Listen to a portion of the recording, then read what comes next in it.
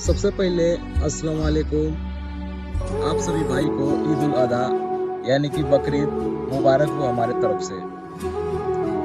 कहेगा भाई कि आखिरकार एक प्रदेश में रहल कब बुझाला।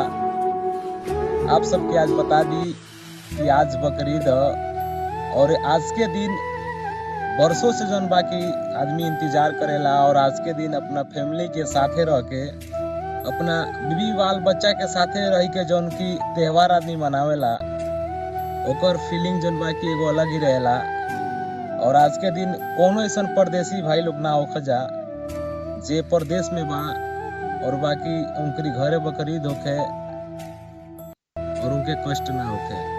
भाई आज दिल पे का बीतता हम का बताई आप सबके।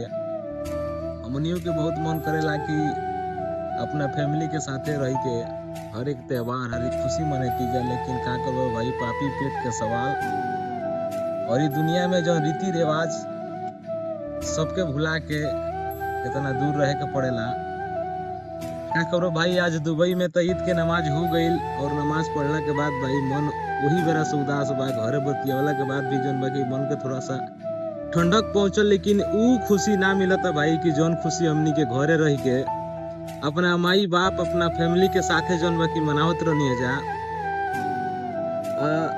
काल अपना इंडिया में जौन बाकी 28 तारीख के बकरीद और पहला दिन ही भाई हमारा घरे कुर्बानी बा और तमाम लोग जुटी हमारे घरे हित नाथ रिश्तेदार माई बाप सभी केहू रही, लेकिन हम और हमार पिताजी यानी कि हमारा अब्बू सऊदी बानी हमनी के 2 जना ना रहन जा।